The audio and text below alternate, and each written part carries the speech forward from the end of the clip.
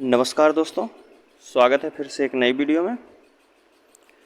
दोस्तों, भारतीय राज्य व्यवस्था का टॉपिक चल रहा है, जिसमें से हमने दो टॉपिक क्लियर कर दिया है। पहला है भारतीय संविधान का ऐतिहासिक जो भारत का संवैधानिक इतिहास, और दूसरा पार्ट की बात करें तो दूसरा है संविधान सभा का। अब आज तीसरा टॉपिक है संविधान की प्रस्तावना। आज वीडियो में संविधान की प्रस्तावना के बारे में हम ऑब्जेक्टिव क्वेश्चन देखेंगे। तो अगर दोस्तों इससे पहले का आप दोनों वीडियो नहीं देखे हैं तो डिस्क्रिप्शन में लिंक मिल जाएगा, आप वहां से देख सकते हैं। साथ ही साथ अगर पीडीएफ डाउनलोड करना चाहते हैं तो डिस्क्रिप्शन में टेलीग्राम चैनल का लिंक दिया गया है, वहां से जाके पीडीएफ को डाउनलोड कर सकते हैं। अगर हाँ दोस्तों, आपको पीडीएफ पढ़ते समय कोई क्वेश्चन समझ में नहीं आ रहा है तो उस क्वेश्चन पर क्लिक करिए, उसका वीडियो आपको मिल जाएगा। तो ठीक है, चलिए आज का क्वेश्चन शुरू करते हैं संविधान की प्रस्तावना से। तो इसमें जो है दोस्तों, पहला क्वेश्चन कह रहा है कि भारतीय संविधान के किस भाग को उसकी आत्मा की आख्या प्रदान की गई है। उसकी आत्मा की आख्या प्रदान की गई है प्रस्तावना को, मौलिक अधिकार को, राज्य के नीति निर्देशक तत्व को, या संविधान के सभी अनुच्छेदों को। तो संविधान की आत्मा जो कहा जाता है प्रस्तावना को कहा जाता है। ऑप्शन ए होगा दोस्तों, ठीक। और बात करें दूसरा क्वेश्चन की, तो संविधान निर्माताओं ने किस पर विशेष ध्यान दिया था। जो संविधान निर्माता थे किस टॉपिक पर विशेष ध्यान दिए थे, प्रस्तावना पर, मूल कर्तव्य पर, मौलिक अधिकार पर, या फिर राज्य के नीति निर्देशक तत्वों पर। तो सही आंसर जो होगा, संविधान निर्माताओं ने जो है प्रस्तावना पर विशेष ध्यान दिया था। आगे बात करें तो तीसरा नंबर क्वेश्चन कह रहा है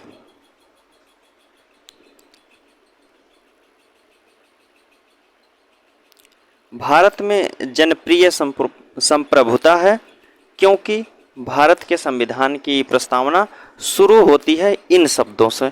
भारत की जो प्रस्तावना है किन शब्दों से शुरू होती है, लोकतांत्रिकवादी, या फिर लोक गणराज्य, या लोक प्रभुसत्ता, या हम भारत के लोग से। तो भारत की जो प्रस्तावना है वह शुरू होती है हम भारत के लोग से, ठीक। आगे बात करते हैं तो अगला क्वेश्चन कह रहा है भारत को गणतंत्र क्यों कहा जाता है।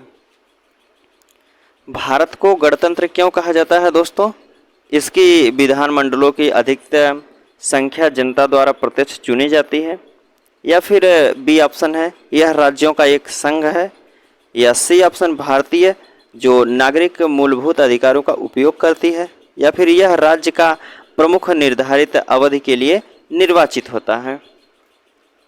तो सही आंसर जो होगा, भारत को गणतंत्र क्यों कहा जाता है, क्योंकि यह जो है राज्य एक प्रमुख निर्धारित अवधि के लिए निर्वाचित होता है, कुछ ही समय के लिए, ठीक।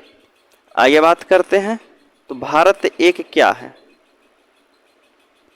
भारत एक क्या है, हिंदू राष्ट्र, धर्मनिरपेक्ष है, या फिर हिंदू राष्ट्र है, या फिर हिंदू मुस्लिम राष्ट्र है, या इनमें से कोई नहीं। तो भारत एक जो है धर्मनिरपेक्ष राष्ट्र है, किसी भी धर्म की वरीयता नहीं देता है। आगे बात करते हैं तो कह रहा है धर्मनिरपेक्षता का अर्थ क्या है। धर्मनिरपेक्षता का अर्थ क्या है, राज्य सरकार सभी धर्म के खिलाफ है, या राज्य सरकार द्वारा एक धर्म को स्वीकार किया जाता है, या राज्य सरकार द्वारा किसी धर्म को स्वीकार नहीं किया जाता है, उपयुक्त में से कोई नहीं। तो धर्मनिरपेक्ष का अर्थ होता है दोस्तों, यह राज्य सरकार जो है किसी धर्म को स्वीकार नहीं करेगी, ठीक है। आगे क्वेश्चन की बात करें तो 7वां नंबर का क्वेश्चन कह रहा है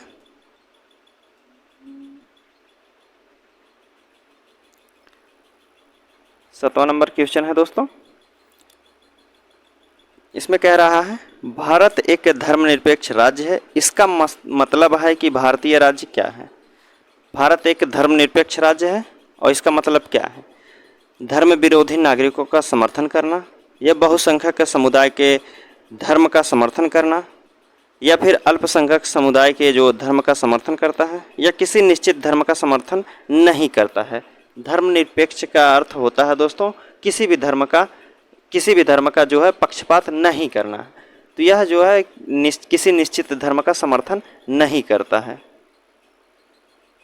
आगे बात करते हैं, तो कह रहा है गणतंत्र है। गणतंत्र क्या है? केवल एक लोकतांत्रिक राज्य है, या अध्यक्षीय पद्धति शासन वाला राज्य है, या संसदीय जो है पद्धति वाला शासन राज्य है, या फिर जहाँ पर अध्यक्ष वंशानुगत के रूप में ना हो। तो गणतंत्र का अर्थ होता है दोस्तों, जहाँ राजा जो होता है वह वंशानुगत ना होता है, ठीक बीच जनता के बीच से चुना जाता है, उसे कहते हैं गणतंत्र। आगे बात करते हैं, क्वेश्चन नंबर 9 कह रहा है निम्नलिखित में से दो शब्द कौन से हैं जिनका समावेश जो है 42वें संविधान संशोधन की उद्देशिका में किया गया था। कौन से दो शब्द हैं जो कि 42वें संविधान संशोधन जो कि 1976 में होता है उसके द्वारा दो शब्द जोड़े गए हैं, कौन कौन से हैं? धर्मनिरपेक्ष लोकतांत्रिक, या फिर संप्रभुत्व संपन्न लोकतांत्रिक, या फिर समाजवादी धर्मनिरपेक्ष, या फिर धर्मनिरपेक्ष गणतंत्र। यह SSC 2002 का क्वेश्चन है दोस्तों। तो 42वां संविधान संशोधन जो होता है 1976 में, उसके तहत दो शब्दों को जोड़ा जाता है, समाजवादी और धर्मनिरपेक्ष का। आगे बात करते हैं, तो कह रहा है भारतीय संविधान की प्रस्तावना में भारत को किस रूप से घोषित किया गया है?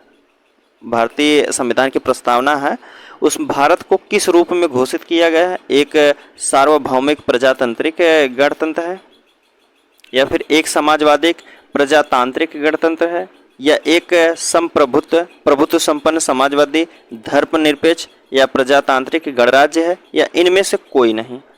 तो सही आंसर जो होगा, भारतीय संविधान की प्रस्तावना में भारत को जो घोषित किया गया है वह एक प्रभुत्व संपन्न समाजवादी धर्मनिरपेक्ष और प्रजातांत्रिक गणराज्य है। आगे बात करते हैं, तो कह रहा है 11 नंबर का क्वेश्चन,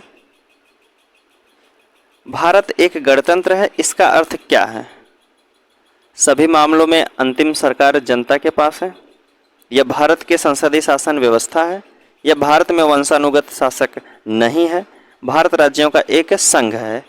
तो गणतंत्र का अर्थ होता है दोस्तों जो कि जनता के बीच से चुना गया राजा को वंशानुगत नहीं कहा जाता है। तो भारत जो है एक गणतंत्र है, वंशानुगत शासक नहीं है। वंशानुगत का मतलब होता है जो वंश पिता रहता है तो उसका बेटा भी राजा ही रहता है, तो ऐसा नहीं है भारत में। भारत जो है एक गणतंत्र है। ठीक, आगे बात करते हैं, तो 12 नंबर का क्वेश्चन कह रहा है निम्नलिखित में से कौन सा शब्द जो है भारत के संविधान की उद्देशिका में नहीं है? भारत की संविधान की उद्देशिका में नहीं है, समाजवादी, पंथनिरपेक्ष, प्रभुत्व संपन्न, या फिर लोक कल्याण। तो संविधान की जो उद्देशिका है उसमें जो है लोक कल्याण शब्द की उल्लेख नहीं किया गया है। MPPCS 2004 का क्वेश्चन यह है। आगे बात करते हैं, 13 नंबर का क्वेश्चन कह रहा है कल्याणकारी जो राज्य का उद्देश्य क्या होता है? कल्याणकारी जो राज्य होता है उसका उद्देश्य क्या होता है? अधिकतम संख्या का अधिकतम कल्याण सुनिश्चित करना, या फिर कमजोर वर्गों के कल्याण का प्रबंध करना, या फिर सभी नागरिकों को स्वास्थ्य सुविधा का प्रदान करना। उपयुक्त में से कोई नहीं। तो जो कल्याणकारी राज्य का उद्देश्य होता है उसका उद्देश्य जो है यह कमजोर वर्ग के जो लोग होते हैं उनको, कमजोर वर्गों के कल्याण का प्रबंध करना। आगे बात करते हैं, तो भारत को एक गणराज्य मुख्य रूप से माना जाता है क्योंकि राजा अध्यक्ष चुना जाता है, या फिर 15 अगस्त 1947 को स्वतंत्रता मिली थी, या उसका अपना लिखित संविधान है, या उसकी सरकार जो है संसदीय प्रणाली के अनुसार है। तो सही आंसर क्या होगा? भारत को एक गणराज्य मुख्य रूप से माना जाता है क्योंकि जो उसका राजा अध्यक्ष है वह चुना जाता है, जनता के बीच से चुना जाता है। तो कौन सा हमारा ऑप्शन होगा? ऑप्शन ए होगा सही आंसर। आगे बात करते हैं, 15 नंबर क्वेश्चन कह रहा है भारतीय संविधान की प्रस्तावना के सिलसिले में निम्नलिखित में से कौन क्रम सही है? भारतीय संविधान की प्रस्तावना के सिलसिले में कौन सा क्रम सही है? गणतंत्र, या फिर जनवादी, धर्मनिरपेक्ष, समाजवादी, सार्वभौमिक, सत्ता संपन्न। तो कौन प्रस्तावना जो भारत की प्रस्तावना के सिलसिले में निम्नलिखित में से क्रम कौन सही है? सबसे पहले क्रम कौन है? तो प्रस्तावना में अगर हम बात करें तो सबसे पहले सार्वभौमिक है, सार्वभौमिक सत्ता संपन्न है, तो पहला ऑप्शन में नहीं हो सकता। उसके बाद जो आता है वह है समाजवादी आता है, तो समाजवादी बी दूसरे ऑप्शन में, सी ऑप्शन में भी नहीं है। सार्वभौमिक सत्ता संपन्न के बाद जनवादी नहीं, समाजवादी आता है। उसके बाद समाजवादी के बाद जो है धर्मनिरपेक्ष आता है, उसके बाद जनवादी, तब गणतंत्र आता है। तो हमारा कौन सा आंसर होगा? आंसर डी सही है। आगे बात करते हैं। क्वेश्चन नंबर 16 कह रहा है, संविधान की प्रस्तावना में प्रयुक्त जो शब्द है सेक्युलर, सेक्युलर का अर्थ क्या होता है? सभी नागरिकों को धर्म एवं उपासना की स्वतंत्रता है, या एकेश्वरवाद है, या बहुईश्वरवाद है, या सभी धर्मों को अस्वीकृति है, या सभी धर्मों को अस्वीकृति है। तो सही आंसर जो होगा दोस्तों, सभी नागरिकों को धर्म एवं उपासना की स्वतंत्रता दी जाती है। क्या ऑप्शन सही होगा? ऑप्शन ए, सभी धर्मों को जो उपासना एवं नागरिकों को धर्म उपासना की स्वतंत्रता है। आगे बात करते हैं। तो कह रहा है 17 नंबर का क्वेश्चन, शब्द जो है धर्मनिरपेक्ष, जिसे कहा जाता है सेकुलर, भारत के संविधान की प्रस्तावना में जोड़ा गया है। इसके विषय में निम्नलिखित कथनों में से कौन सही है? धर्मनिरपेक्ष का कौन सही है दोस्तों? कौन सा? यह वर्ष 1976 में जोड़ा गया धर्मनिरपेक्ष, सही बात है कि गलत है? यह 44वें जो है संविधान संशोधन द्वारा जोड़ा गया है, या 42वें संविधान संशोधन द्वारा जोड़ा गया है, यह मूल प्रस्ताव में पहले से था। तो जो धर्मनिरपेक्ष है यह 1976 में जोड़ा गया, जो कि 42वें संविधान संशोधन द्वारा। तो कौन सा हमारा सही होगा? तो पहला और तीसरा सही, ऑप्शन बी होगा। आगे बात करते हैं। 18 नंबर का क्वेश्चन कह रहा है, भारतीय संविधान की प्रस्तावना में लिखित हम भारत के लोग से क्या अर्थ निकलता है? जो भारतीय संविधान की प्रस्तावना में हम भारत के लोग, we the people of India, उसका अर्थ क्या निकलता है दोस्तों? भारतीय गणराज्य की प्रभुसत्ता जनता में निहित है, या फिर संविधान का निर्माण जो है भारत की जनता द्वारा हुआ है, या संविधान निर्माता जो है भारत की जनता का प्रतिनिधित्व करते हैं, या भारत का संविधान भारत की जनता की समाहित पर आधारित है। तो सही आंसर जो होगा, हम भारत के लोग का अर्थ जो होता है उसमें संविधान का निर्माण जो है भारत की जनता द्वारा किया गया है। जो संविधान बना था वह भारत की जनता द्वारा किया गया है। आगे बात करते हैं। समाजवाद का अर्थ क्या होता है? समाजवाद का अर्थ क्या होता है? सामाजिक नियंत्रण, या फिर राष्ट्रीयकरण, या फिर सामाजिक न्याय, या फिर सामाजिक स्पर्धा। तो समाजवाद का जो अर्थ होता है दोस्तों वह सामाजिक न्याय होता है। सामाजिक न्याय, सबको न्याय मिलना चाहिए, समाजवाद। आगे बात करते हैं। तो 20 नंबर का क्वेश्चन कह रहा है इसमें, 42वां संविधान संशोधन द्वारा प्रस्तावना में निम्नलिखित में से कौन सा शब्द जोड़ा गया था? 42वें संविधान संशोधन जो कि 1976 में होता है, उसके अनुसार कौन सा शब्द इनमें से जोड़ा गया था? लोकतांत्रिक जोड़ा गया था, या फिर न्याय जोड़ा, या समाजवाद, या फिर राजनीतिक। तो 42वें संविधान संशोधन के तहत जो जोड़ा गया था इनमें से जो शब्द है वह समाजवाद है। ठीक, आगे बात करते हैं। तो 21 नंबर का क्वेश्चन है, भारतीय संविधान की आत्मा किसे कहा जाता है? भारतीय संविधान की आत्मा जो है प्रस्तावना को कहा जाता है। आगे बात करते हैं। तो क्वेश्चन नंबर कह रहा है, भारत में जो लौकिक सार्वभौमिकता है, क्योंकि संविधान की प्रस्तावना प्रारंभ होती है। संविधान की प्रस्तावना जो प्रारंभ होती है किन शब्दों से प्रारंभ होती है? हम भारत के लोक शब्दों से, या जनता के जनतंत्र शब्दों से, या जनता के लोकतंत्र, या फिर प्रजातंत्र शब्दों से। तो सही आंसर जो होगा, हम भारत के लोगों से प्रस्तावना शुरू होती है, हम भारत के लोग से। ठीक, आगे बात करते हैं। 23 नंबर का क्वेश्चन कह रहा है, भारतीय संविधान की प्रस्तावना पर किस क्रांति का प्रभाव नहीं झलकता है? किस क्रांति का प्रभाव नहीं झलकता है? फ्रांसीसी क्रांति का, अमेरिकी क्रांति का, या फिर बोल्शिविक क्रांति का, या फिर चीन की क्रांति का। तो भारतीय संविधान में जो कि भारतीय संविधान प्रस्तावना की क्रांति नहीं झलकती है, वह चीन की क्रांति की नहीं झलकती है। आगे बात करते हैं क्वेश्चन नंबर, आगे देखिए। तो 24 नंबर का क्वेश्चन कह रहा है इसमें दोस्तों, मूल भारतीय संविधान के अनुसार भारत एक है। भारत क्या है? मूल भारतीय संविधान के अनुसार प्रभुत्व संपन्न लोकतंत्रात्मक गणराज्य है, या प्रभुत्व संपन्न धर्मनिरपेक्ष समाजवादी गणराज्य है, या फिर प्रभुत्व संपन्न धर्मनिरपेक्ष लोकतंत्रात्मक गणराज्य है, या प्रभुत्व संपन्न समाजवादी लोकतंत्रात्मक गणराज्य है। तो भारतीय मूल संविधान के अनुसार जो है भारत एक है प्रभुत्व संपन्न लोकतंत्रात्मक गणराज्य है। तो कौन सा ऑप्शन होगा? ऑप्शन पहला, प्रभुत्व संपन्न लोकतंत्रात्मक गणराज्य है। आगे बात करते हैं। तो कह रहा है संविधान के अंतर्गत जो है भारतीय लोकतंत्र के आदर्शों को हम कहाँ से देखते हैं? जो भारतीय संविधान में भारतीय लोकतंत्र है उसके आदर्शों को हम कहाँ देख सकते हैं? किस भाग में? भाग 1 में, या प्रस्तावना में, या भाग 3 में, या भाग 4 में? तो संविधान के आदर्शों को जो हम देखते हैं वह प्रस्तावना में देखा जाता है, ऑप्शन बी होगा। आगे बात करते हैं। तो कह रहा है 42वां संविधान संशोधन जो कि 1976 में होता है, प्रस्तावना में किस शब्द को नहीं जोड़ा गया था? इनमें से कौन सा शब्द नहीं जोड़ा गया था? धर्मनिरपेक्ष, समाजवादी, गुट निरपेक्ष, या फिर एकता और अखंडता। इनमें से किस शब्द को नहीं जोड़ा गया था? तो 42वां संविधान जो कि 1976 में होता है उसमें जो है उसमें गुट निरपेक्ष को नहीं जोड़ा गया है दोस्तों। बाकी धर्मनिरपेक्ष, समाजवादी, एकता और अखंडता को जोड़ा गया। 3 ही शब्द जोड़े गए थे 42वें संविधान संशोधन के द्वारा। आगे बात करते हैं। तो कह रहा है 27 नंबर का क्वेश्चन, भारतीय संविधान की प्रस्तावना के बारे में कौन सा कथन सही है?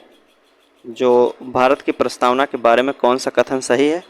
समाजवादी धर्मनिरपेक्ष शब्द जो है 1950 से लागू संविधान के अंग थे, या फिर उक्त शब्द 1976 में संविधान द्वारा जोड़े गए थे, या फिर शब्द जो हैं 1985 में संशोधन द्वारा जोड़े गए थे, या उक्त शब्द जो है संविधान की प्रस्तावना के अंग नहीं है।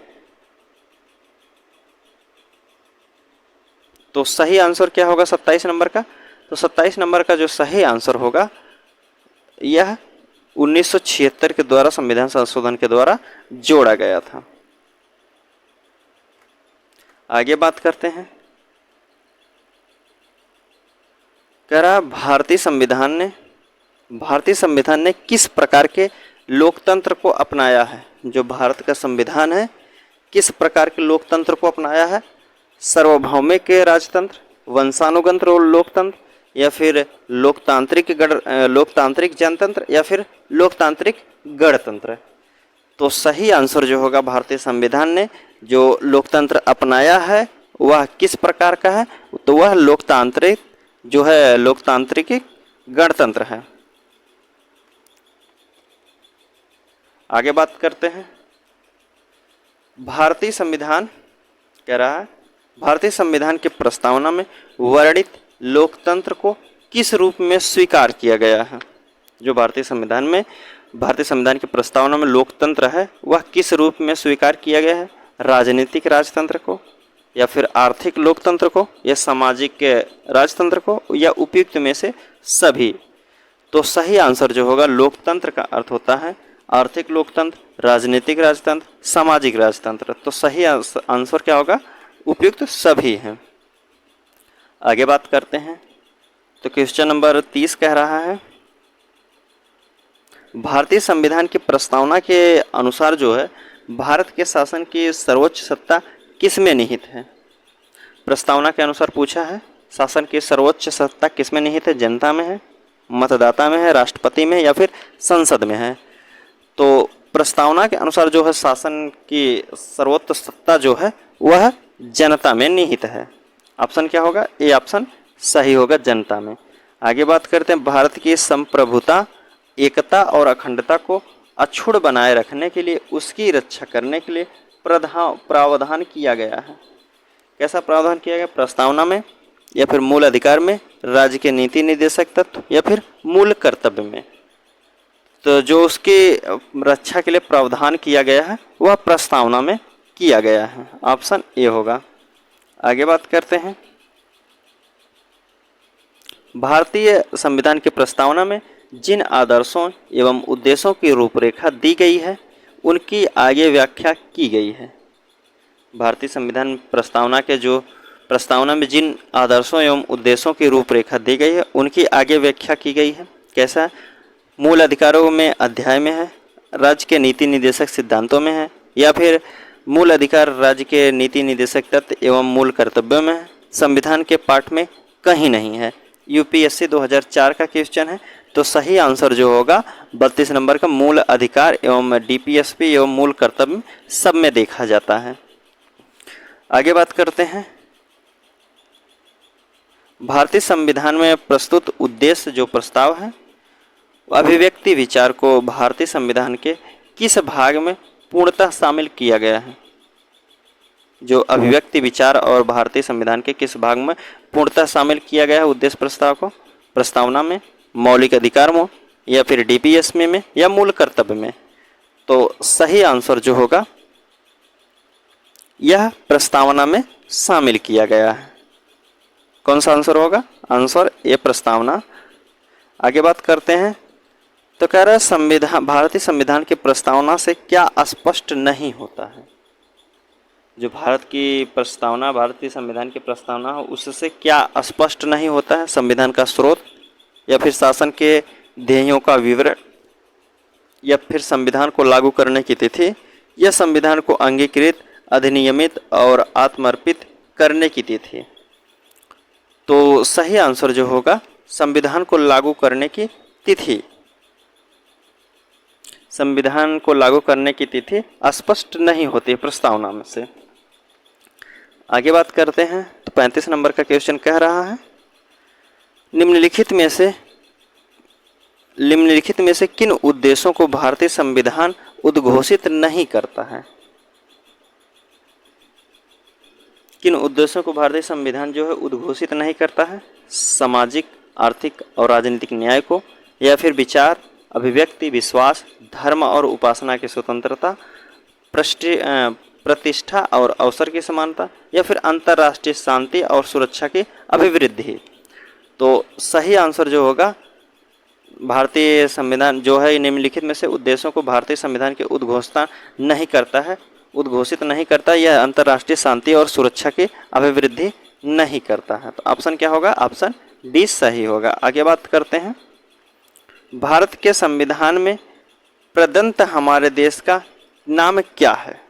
भारतीय जो संविधान है उसमें हमारे देश का नाम क्या है? हिंदुस्तान अर्थात भारतवर्ष, या फिर इंडिया अर्थात हिंदुस्तान, या इंडिया अर्थात भारत, या भारत देश अर्थात इंडिया। उसमें जो संविधान में हमारा देश का नाम दिया गया है उसमें कहा गया है इंडिया अर्थात भारत। तो ऑप्शन सी होगा। आगे बात करते हैं। 37 नंबर का क्वेश्चन कह रहा है भारतीय संविधान किसके द्वारा अंगीकृत किया गया था? किसके द्वारा अंगीकृत किया गया था? संविधान सभा द्वारा, या फिर भारत की संसद द्वारा, या प्रथम निर्वाचित सरकार द्वारा, या फिर भारत की जनता द्वारा।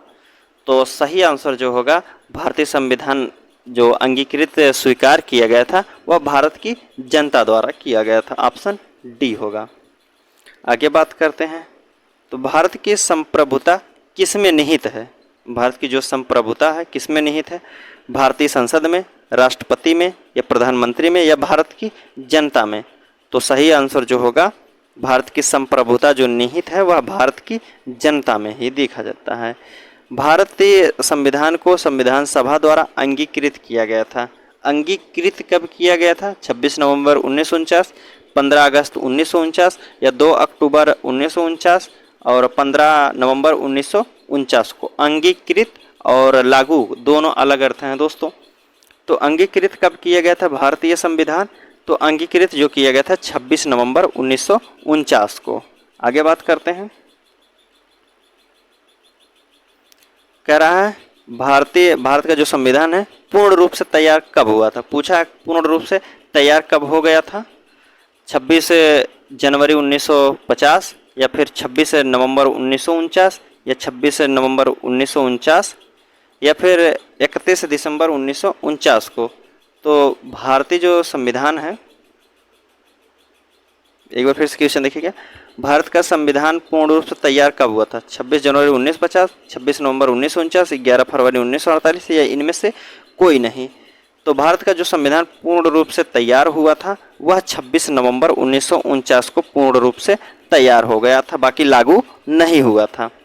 आगे बात करते हैं। पूछा है भारतीय संविधान का अंगीकार किया गया था। भारतीय संविधान को कब अंगीकार किया गया था? अंगीकार और लागू और दोनों में अंतर है दोस्तों। अंगीकार और अंगीकृत दोनों शब्द एक ही हैं।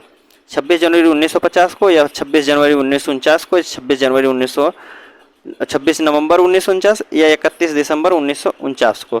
तो संविधान कब अंगीकार किया गया था? तो यह 26 नवंबर 1949 को। ठीक है दोस्तों, 3 क्वेश्चन आपको देखने के लिए मिले हैं। अंगीकृत और संविधान कब तैयार हुआ था या संविधान कब अंगीकार किया गया था। तीनों शब्द जो हैं एक ही हैं दोस्तों। मूल रूप से जिस मतलब संविधान कब पूर्ण रूप से तैयार हो गया था उसी को कहते हैं अंगीकृत, अंगीकार या तैयार हो गया था। तो 26 नवंबर 1949 को। आगे बात करते हैं। तो निम्नलिखित में से किस तिथि को भारतीय संविधान लागू किया गया था? जो भारत का संविधान है किस तिथि को लागू किया गया था? 26 जनवरी 1950 को या 26 जनवरी 1949 को या 26 नवंबर 1949 को, 31 दिसंबर 1949 को। तो जो भारतीय संविधान लागू हुआ था यह 26 जनवरी 1950 को लागू हुआ था। अब आप दोस्तों बताइए कमेंट करके कि जब संविधान जो है पूर्ण रूप से 26 नवंबर 1949 को पूर्ण रूप से तैयार हो गया था, लेकिन 26 जनवरी 1950 को लागू करने का क्या कारण था? आप कमेंट करके बताइएगा दोस्तों। किस वर्ष भारत का एक प्रभुत्व संपन्न प्रजातांत्रिक गणराज्य बना था? किस वर्ष जो है एक प्रभुत्व संपन्न प्रजातांत्रिक गणराज्य बना था? 1947 में, 1951, 1935 या फिर 1950 में। तो प्रभुत्व संपन्न जो प्रजातांत्रिक गणराज्य बना था भारत, यह 1950 में बना था। कब? 1950 में। आगे बात करते हैं। तो कह रहा है संविधान के उद्देश्य का जो है, संविधान के उद्देश्य का संशोधन कितनी बार किया गया है?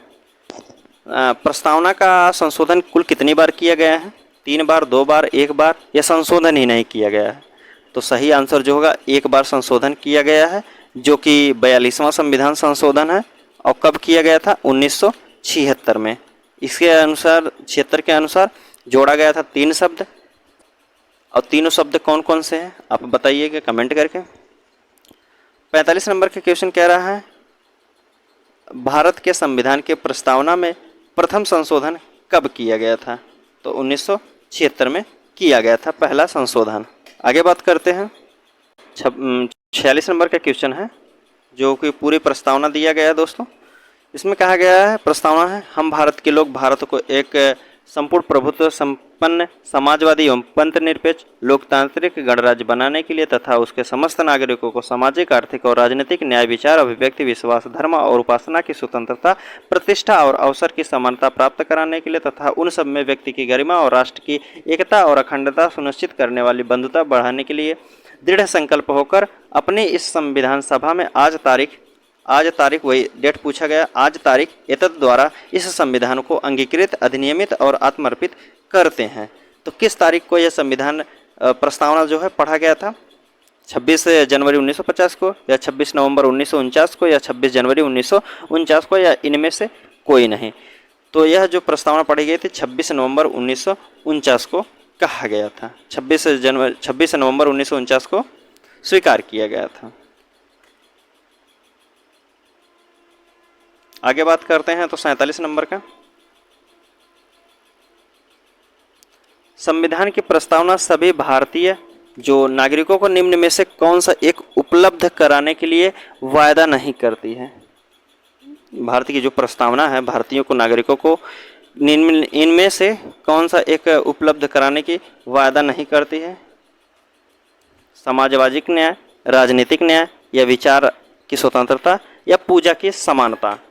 तो इनमें से भारतीय संविधान द्वारा कौन सा जो वादा नहीं करता है, तो यह पूजा और समानता की जो है नहीं देता है अनुमति। यूपीएससी 2006 का क्वेश्चन है। आगे बात करते हैं। 26 नवंबर 1949 को अंगीकृत भारतीय संविधान की प्रस्तावना में शब्द सम्मिलित नहीं थे। कौन से शब्द शामिल नहीं थे 26 नवंबर 1949 को? समाजवादी, पंथ निरपेक्ष, अखंडता और गणराज्य। तो इनमें से कौन शामिल नहीं थे दोस्तों? तो इनमें जो 26 नवंबर 1949 को शामिल नहीं किया गया था, कौन कौन से नहीं थे? समाजवादी, पंथ निरपेक्ष, अखंडता या फिर गणराज्य। तो सही आंसर जो होगा 42वां संविधान संशोधन द्वारा जोड़ा गया था समाजवादी, पंथ निरपेक्ष और अखंडता को जोड़ा गया था। तो हमारा सही आंसर जो होगा ए ऑप्शन सही होगा। आगे बात करते हैं। अगला क्वेश्चन कह रहा है भारतीय संविधान की उद्देशिका में परिवर्तित किस संशोधन अधिनियम के लिए किए गए थे? जो भारतीय संविधान के उद्देशिका में परिवर्तित किस संशोधन अधिनियम के तो 38वां संविधान संशोधन, 40वां संविधान संशोधन, 42वां या फिर 44वां संविधान संशोधन। तो संविधान संशोधन जो कि उद्देशिका प्रस्तावना में हुआ था एक ही हुआ था, 42वां संविधान संशोधन 1976 में। आगे बात करते हैं अगला क्वेश्चन। अगला क्वेश्चन कह रहा है 51 नंबर का भारत की संप्रभुता, एकता और अखंडता को सुनिश्चित तथा संरक्षित करने का भाव निहित है। किसमें निहित है? तो प्रस्तावना में निहित है। तो आंसर क्या होगा आपका? ऑप्शन ए प्रस्तावना में। आगे बात करते हैं। तो 51 नंबर का क्वेश्चन कह रहा है दोस्तों प्रस्तावना का वह प्रावधान जो कि वयस्क नागरिकों को मतदान का अधिकार प्रदान करता है कहलाता है, क्या कहलाता है? पंथ निरपेक्ष, प्रजातंत्र, समाजतंत्र या फिर गणतंत्र। तो सही आंसर जो होगा नागरिकों को मतदान करने का अधिकार प्रदान करता है वह प्रजातंत्र कहलाता है। आगे बात करते हैं। तो भारत के संविधान की प्रस्तावना में समाजवादी और धर्मनिरपेक्ष शब्दों को किस संशोधन द्वारा जोड़ा गया था? तो यह 42वां संविधान संशोधन 1976 द्वारा जोड़ा गया था। आगे बात करते हैं। तो कह रहा है भारत के संविधान की प्रस्तावना में प्रयुक्त स्वतंत्रता, समानता एवं बंधुता शब्द है किस क्रांति से प्रेरित है? तो किस क्रांति से यह प्रेरित है? यह फ्रांस की क्रांति से प्रेरित है। आगे बात करते हैं। तो भारतीय संविधान के अनुसार किस भाग में स्पष्ट रूप से घोषणा की गई है कि भारत का एक धर्मनिरपेक्ष राज्य है? किस भाग में स्पष्ट किया गया है कि जो भारत एक धर्मनिरपेक्ष राज्य है? ऑप्शन आपके सामने मौलिक अधिकार में, संविधान की प्रस्तावना में, राज्य के नीति निर्देशक तत्व में या संविधान की अनुसूची 9 में। तो कहाँ किया गया था? संविधान की प्रस्तावना में इसको घोषित किया गया कि भारत एक धर्मनिरपेक्ष राज्य है। आगे बात करते हैं अगला क्वेश्चन। अगला क्वेश्चन कह रहा है भारतीय संविधान का प्राधिकार स्रोत क्या है? भारतीय जो संविधान का प्राधिकार स्रोत कौन है? राष्ट्रपति है, भारत के लोग हैं, सर्वोच्च न्यायालय है या सरकार है? तो कौन सा आंसर होगा? भारत का जो संविधान का प्राधिकार स्रोत है जो सबसे मुख्य है वह भारत के लोग हैं, भारत की जनता या भारत के लोग। आगे बात करते हैं। तो कह रहा है संविधान की प्रस्तावना का विधिक स्वरूप क्या है? विधिक स्वरूप क्या है? यह लागू किया जा सकता है, यह लागू नहीं किया जा सकता है, यह विशेष परिस्थितियों में लागू किया जा सकता है, उपयुक्त में से कोई नहीं। तो संविधान की जो प्रस्तावना है, संविधान की प्रस्तावना यह लागू नहीं किया जा सकता है। क्या यह लागू नहीं किया जा सकता है? यह आगे बात करते हैं। किसने भारतीय संविधान की प्रस्तावना उद्देशिका को भारतीय संविधान को राजनीतिक कुंडली के रूप में वर्णित किया है? कौन व्यक्ति थे जो भारतीय संविधान को राजनीतिक जो प्रस्तावना है वह भारतीय संविधान की राजनीतिक कुंडली के रूप में वर्णित किए हैं? डॉक्टर भीमराव रामजी अम्बेडकर या फिर एन.एम. पालकीवाला या फिर कन्हैयालाल मणिकलाल मुंशी या फिर ठाकुरदास भारभाव? तो सही आंसर जो होगा कन्हैयालाल मणिकलाल मुंशी जो थे, इन्होंने कहा है कि जो प्रस्तावना है भारतीय संविधान की राजनीतिक कुंडली है। आगे बात करते हैं। 59 नंबर का क्वेश्चन कह रहा है भारत के संविधान के संबंध में निम्नलिखित में से कौन सा कथन सही नहीं है समाजवादी पंथ निरपेक्ष शब्द प्रारंभ में संविधान के अंश नहीं थे। पूछा कौन सा कथन सही नहीं है। ठीक, उद्देशिका में भारत के संविधान के उद्देश्यों का उल्लेख है। उद्देशिका न्यायालय में परिवर्तनीय है या फिर गणराज्य का संबंध जनता से है जो संविधान के अधीन सभी प्राधिकार का स्रोत है। तो कौन इसमें से बात गलत है संविधान के बारे में, भारतीय संविधान के संबंध में निम्नलिखित कौन सा कथन गलत है, सही नहीं है। तो कौन सा नहीं है, जो कि उद्देशिका न्यायालय में परिवर्तनीय नहीं है, प्रस्तावना जो है न्यायालय में परिवर्तनीय नहीं है। दोस्तों हमारा क्वेश्चन यही समाप्त होता होगा। चलिए आपसे मिलते हैं अगले वीडियो में, तब तक के लिए धन्यवाद दोस्तों।